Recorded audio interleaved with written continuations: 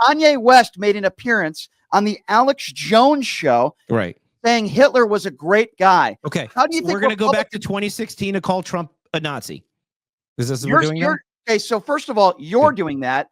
I'm asking you to defend that. Can you defend Donald Trump inviting Kanye West to the Donald White Trump House has done more for Jewish people in the United States and internationally than any other president in U.S. history, including Democrats. I have some questions for some people that want to ask you in our super chat, if that's okay, David. Hopefully it's a super chat. And I know they think nice things of me there. I read the comments. You know what? If I went on your podcast, I'm sure I would get the same business. It's That's true. okay. That's part of it. All right. So, Kim, thank you for your donation. Kim says, why should the president of the United States of a democracy be a fan of Putin and support Nazism tactics when it hurts and harms other humans? What would you say to that, David? I don't even know what to say. What do you mean Nazism tactics?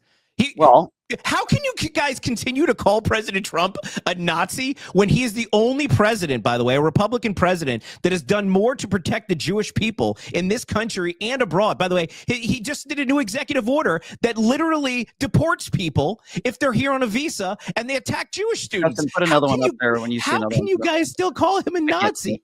Listen, I don't want to speak for Kim, but here's what I would say to that. Sure. Okay.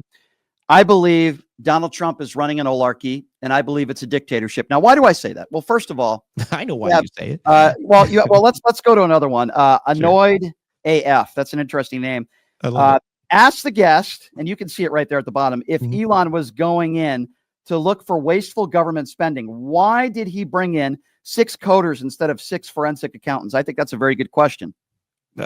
I mean, that is an interesting question. I have to assume because I'm assuming he's using AI and software to process some of these files, in which would explain why he would bring in coders and not forensic accountants. I would say, David, are you comfortable with a 25-year-old going on social media, admitting being a racist? And I mean, I don't, David, this is just me. I don't think this is funny. I think you're talking about big balls, and yes, but he's an open racist. Okay, he spreads hate, open hatred and racism. It's terrible, but he's white. And the next day, I don't know, Elon Musk and JD Vance defend him within hours and say he deserves a second chance. I'm wondering if that was a black employee that made very disparaging comments about people that look like you and me. Do you think Elon Musk and JD Vance would have responded the exact same way? I don't know. I mean, I don't know. David, I don't. I think you do. You're asking me a ridiculous hypothetical. No, it's I not. don't agree with you. Yes, I think you'd be treated the same way.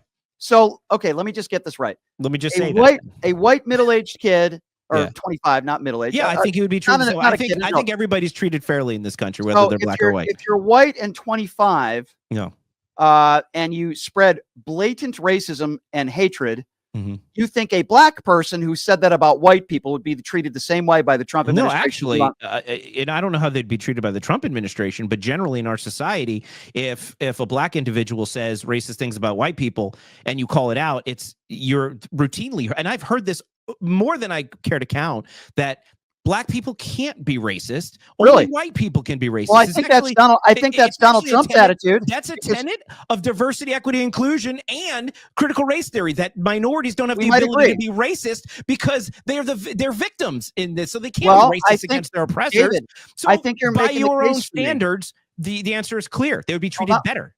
Not by my standards, by Donald Trump's standards. No, in this by aspect. the standards of the Kanye West, who has gone on social media in the last couple days, who has incited violence against Jewish people. Correct. And that is the guy who Elon Musk, by the way, allowed back on X. And that is the guy who Donald Trump invited to the White House for dinner the week he was praising Adolf Hitler. How can you defend that? When did he invite Kanye to dinner? He invited Kanye West and Nick Fuentes to dinner in his first administration. When? In 2016? It was like in the same week that he invited Kanye and Nick Fuentes, the same week. Kanye West made an appearance on the Alex Jones show, saying Hitler was a great guy. Okay, how do you think we're going to go back to 2016 to call Trump a Nazi? Is this what we're doing now? Okay, so first of all, you're doing that.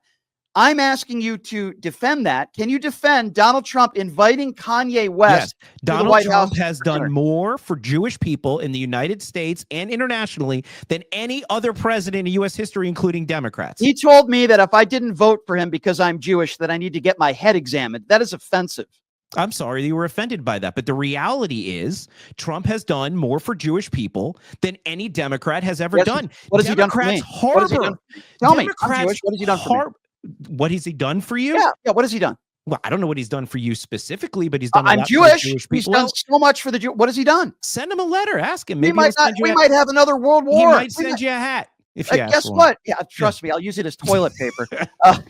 David, we might have a war brewing and escalation because it appears as though Hamas might not be releasing the rest of the terrorists and Donald Trump making threats on a world stage.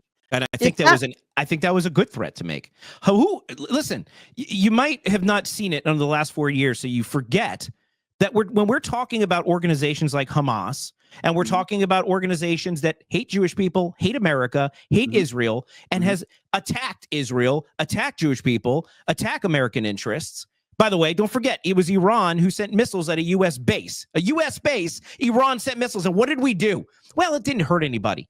This is Donald Trump's presidency now, not Joe Biden's weak, leaderless presidency. And why does he keep blaming Joe Biden for all of his problems? Because Joe Biden put us in this situation to begin with. We wouldn't even have. Let me tell you something. The Palestinian people would be living peacefully in Gaza if it wasn't for Joe Biden's weak leadership that allowed that October 7th attack to happen to begin with, because Iran emboldened them to do it. Hamas, a group of violent terrorists that have been around since the mid-'80s, said, well, Joe Biden is president, so we'll do it now. Exactly. And we can't, because Donald Trump is so tough on Hamas. Okay, so we'll see what happens. Correct. That is 100% accurate. We'll see what happens here in the next week. Okay, so Juan, thank you for your donation, Juan, said, Trump said about groceries and gas prices that they will come down very rapidly. How does the president control the price of groceries and gas? I think that's a very fair question. It is, but that's an economics question. You have to give him more than 3 weeks. We have eggs for some reason being stolen. We have chickens being foamed to death, and now it's spreading to cattle.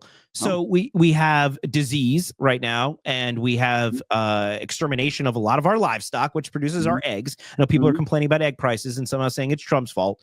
But the supply chain issues, by the way, that we had since COVID was because there was no bold leadership to do anything about the supply chain issues. It's true. Don't forget, remember the law strike that exacerbated the semi-truck drivers, the truck protests? David, all these things exacerbate your prices. So when I bring up gas prices and the price of eggs, you bring up some value. Going to go down. We just did. We just talked literally the other day. Signed a $1 billion trade deal with Japan, and Japan is going to buy our oil. Okay, hold on. Let's backtrack. The pipeline. Hold on. Let me just get my question out to you, David. So I brought up egg prices and inflation up in 3 weeks, and you brought up some valid points, which is disease, bird flu. There's cause and effect. I think that's partially true. But I do find it interesting when we were number one compared to all the G7 countries around the world and coming over a global, trying to get over a global pandemic. You were willing to blame everything on Joe Biden, everything, inflation, gas prices. It was all Joe Biden's fault. In fact, you guys still do it now. But then when I bring up the prices when Donald Trump is in office that have skyrocketed, you all of a sudden now you want to not skyrocket. They haven't gone down. Eggs have gone up because of disease. Have not gone down. Right. So it's because of disease right now. But when Joe Biden was president, it can't be because of COVID. Do you see where I'm going with that? It's called hypocrisy. No, it's different. Biden had 4 years, and inflation only went up, and then it barely stalled out. Prices never came down. Look, Donald Trump what are you talking about? Prices didn't come down. What are you talking about? What prices came down under Joe Biden? Inflation, the percentage of inflation that went down to 3% before Joe Biden left office, David. Hang on. What are you talking about? The inflation rate slowed, but prices went down. It didn't just blow, it dropped. Okay, but just because inflation goes down doesn't mean prices go down. That just means the prices aren't going up as fast. There's a difference. And by the way, we don't need to litigate the economic discussion anymore. You know why? Donald Trump is president, and he won convincingly because people. Then why do people like you keep bringing up Joe Biden and Pete Buttigieg? I didn't. You just did. What are you talking about? The president of the United States is blaming Joe Biden and Pete Buttigieg for everything. We talked about a plane crash and you brought up Pete Buttigieg. Because when I talked about Pete Buttigieg, the reason for that was because I said, why do you pronounce his name like that? I don't know how to freaking pronounce his name. I can't even spell it. Buttigieg?